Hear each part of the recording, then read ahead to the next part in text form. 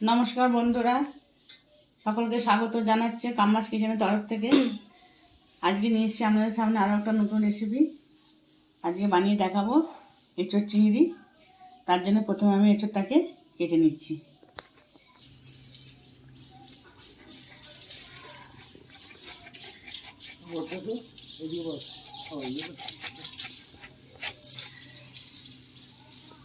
বাইরেটা পুরো সাদা কিন্তু বলো, খুব সুন্দর। এঁচোড়টা কেটে প্রথমে আমি আটাগুলো জল দিয়ে ধুয়ে নিচ্ছি।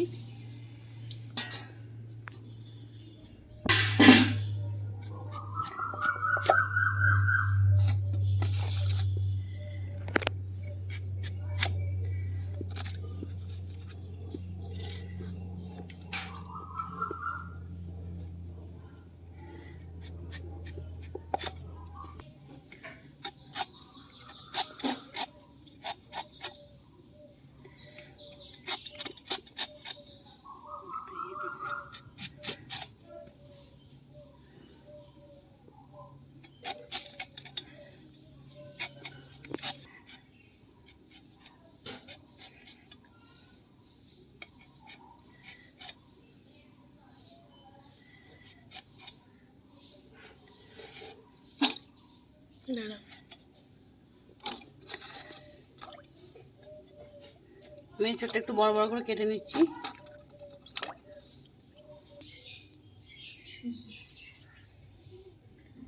আমি এক এক করে এঁচোড়টা কেটে নিলাম। কেটে একটু জলে আমি আধা ঘন্টা এটা ভিজিয়ে রাখবো, কষটা বেরিয়ে যাবে। এবার আমি আলু, পেঁয়াজ, রসুন, আদা সব কুটে নিচ্ছি। এই রেসিপিটা আমি কীভাবে রান্না করছি তার জন্য আপনাদের প্রথম থেকে শেষ পর্যন্ত ভিডিওটা দেখতে হবে, স্কিপ না করে। তাহলে চলুন, আমি এবার আলু কেটে নিচ্ছি।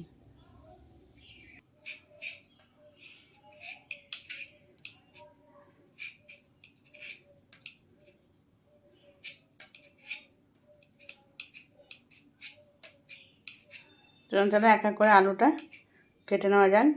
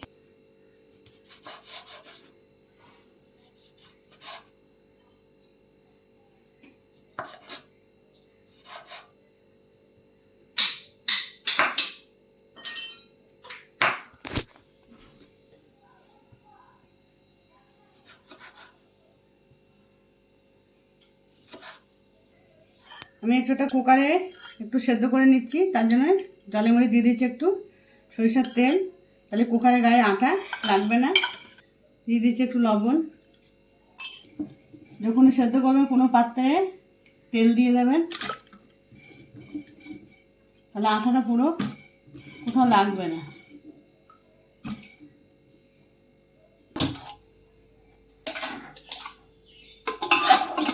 এঁচোড়টা সেদ্ধ করতে দিয়ে দিলাম। এঁচোড়টা সেদ্ধ হতে হতে আমি মশলা এবার বেটে নেব। এঁচোড়টা হাফ সেদ্ধ করে নিয়েছি। এবার এর মধ্যে আলুটা দিয়ে আর একটা সিটি দিয়ে নেব। আলুটাও হয়ে যাবে, এঁচোড়টাও হয়ে যাবে। এটা বন্ধ করে দিচ্ছি, একটা সিটি দেব। আমার একে একে সব মশলা বাটা হয়ে গেছে। আদা, রসুন, কাঁচা লঙ্কা বাটা, জিরে ধনে বাটা, শুকনো লঙ্কা বাটা। তারপর আমি আর কি দিতে থাকি, রেসিপিটা প্রথম থেকে শেষ পর্যন্ত দেখার অনুরোধ রইল। কেউ স্কিপ করবে না, দেখতে থাকুন আমি কীভাবে রান্নাটা করছি। মাছ ধুয়ে লবণ মাখানো আছে। এবার আমি ভাজবার জন্য আমি চিংড়ি মাছে হলুদ মাখিয়ে নিচ্ছি।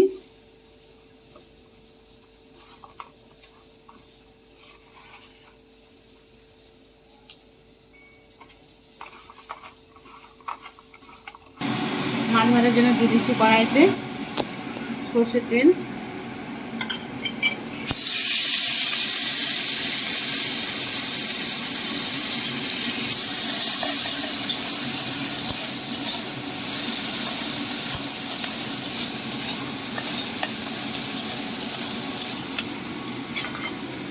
মাছ ভাজা হয়ে গেছে, আমি তুলে দিচ্ছি।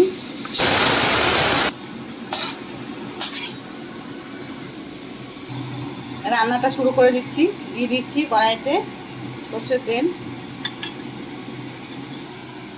তেল গরম হয়ে গেছে, ফোড়নের জন্যে আমি দিয়ে দিচ্ছি দুটো তেজপাতা,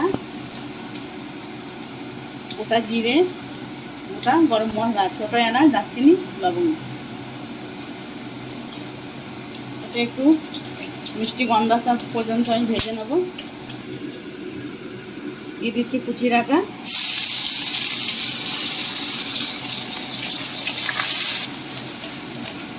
পেঁয়াজ,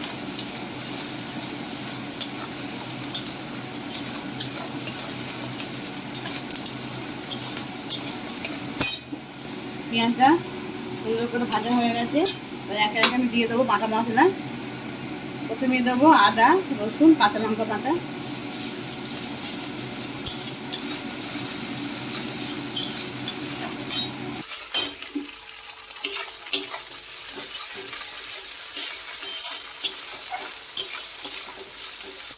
দিয়ে দিচ্ছি লঙ্কা বাটা,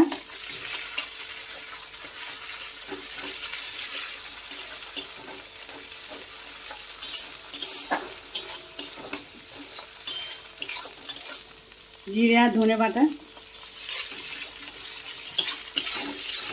আমি এখানে বাটা মশলা দিয়ে তরকারিটা করছি, আপনারা চাইলে গুঁড়ো মশলা দিয়ে করতে পারেন, কিন্তু বাটা মশলা দিয়ে বেশি টেস্ট হয় তরকারি। হলুদ গুঁড়ো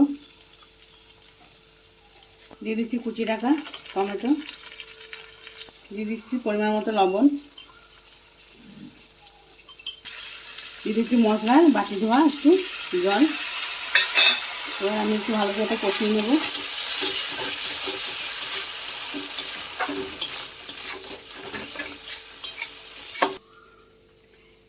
এঁচড় আর আলু একসাথে আমি সেদ্ধ করে নিয়েছি, এবার ঢেলে নিচ্ছি এটা ঝুড়িতে।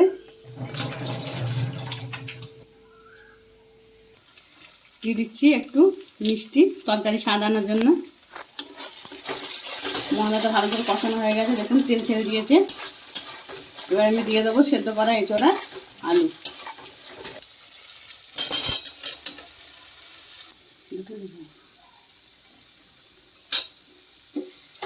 মাছগুলো ভেজে নিয়েছিলাম, আমি দুটো ভাগে ভাগ করে নিয়েছি। একটু বড় করে আমি তরকারিতে দিয়ে দিচ্ছি, আর এটা আমি কখন দেবো তার জন্য পুরো ভিডিওটা দেখতে হবে। দিয়ে দিলাম ভেজে রাখা মাছ। এবার আমি ভালো করে মশলার সাথে এটা কষিয়ে নেব।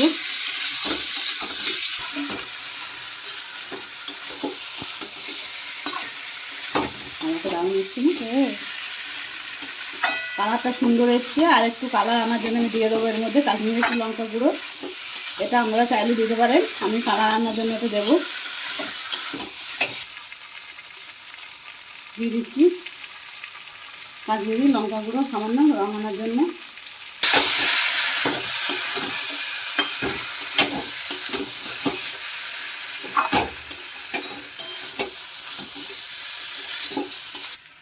দিয়ে দিচ্ছি একটু অল্প জল, মশলাটা তলায় লেগে যাবে না।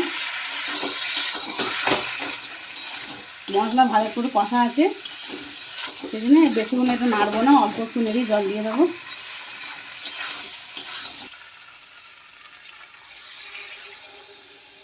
দিয়ে দিচ্ছি জল। এইভাবে এটা চিংড়ি রান্না করলে মাংসকে পুরো হাড় বানাবে একদম। খুব সুন্দর কালার এসছে। দিয়ে দিচ্ছি মিনিট 5 ঢাকা। 5 মিনিট পর আমি আবার ফিরে আসছি। আপনাদের দেখিয়েছিলাম হাম মাছ দিয়েছিলাম আমি তরকারিতে, বেশিরভাগ দিয়ে দিয়েছিলাম, আমি কম ভাগ রেখে দিয়েছি। এটা আমি এবার শিলে বেটে নেব। বাটা মাছ তরকারিতে দিলে খুব সুন্দর গন্ধটা আরও আসে। এসব চিংড়িতে স্বাদ তো এমনিতে নিয়ে আসে, আবার গন্ধটা সুন্দর আসে। মাছটা আমি বেটে নিয়েছি। ফিরে এলাম 5 মিনিট পর। আর এই বাটা মাছটা আমি এর সাথে অ্যাড করে দেবো, তরকারি গ্রেভিটা ভালো হবে।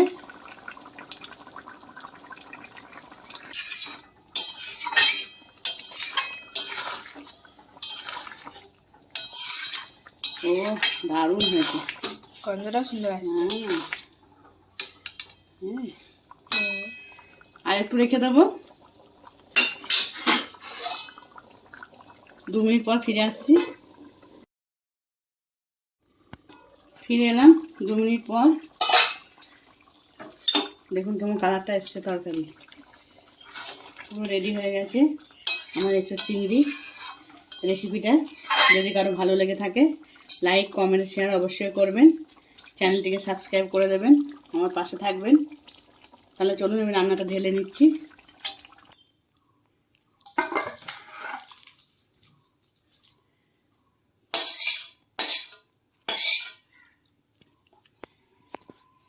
রান্নাটা আমার কমপ্লিট হয়ে গেল।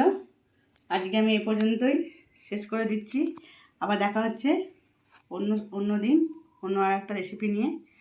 আমার সঙ্গে থাকুন, ভালো থাকুন, সুস্থ থাকুন।